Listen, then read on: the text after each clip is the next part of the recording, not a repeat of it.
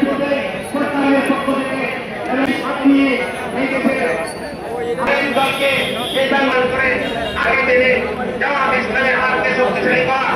2024 সালের 5ই আগস্টের বিপ্লবের কারণে এই দেশের বাংলাদেশপন্থী, ডানপন্থী এবং বাংলাদেশের উন্নয়নকামী রাজনৈতিক দলগুলি, ইসলামপন্থী দলগুলি ময়দানে রাজনৈতিক কর্মসূচি পরিচালনা করার সুযোগ পেয়েছে।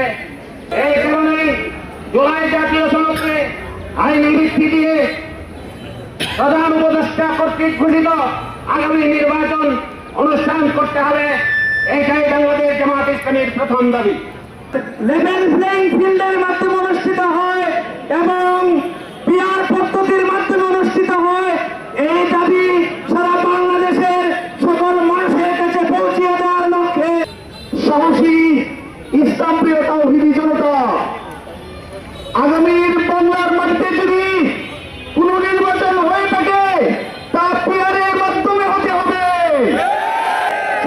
যদি আমরা আগামী নির্বাচন সুষ্ঠু নিরপেক্ষ করতে চাই তাহলে আমাদেরকে অবশ্যই পিআর পদ্ধতিতে নির্বাচন দিতে হবে। বাংলাদেশ জামাত ইসলামী যে 5 দফা ঘোষণা করেছে, এই 5 দফা আদায়ের মাধ্যমে আগামী জাতীয় সংসদের নির্বাচন ফেব্রুয়ারিতে অনুষ্ঠিত হবে ইনশাআল্লাহ। নেত্রকোনা সদর বারাট্টা আসনে বাংলাদেশ জামাত ইসলামী কর্তৃক মনোনীত আগামী জাতীয় সংসদের সংসদ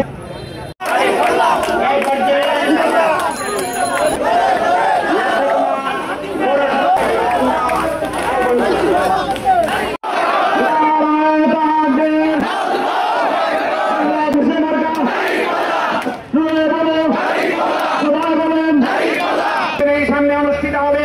এই নির্বাচন যদি সুষ্ঠু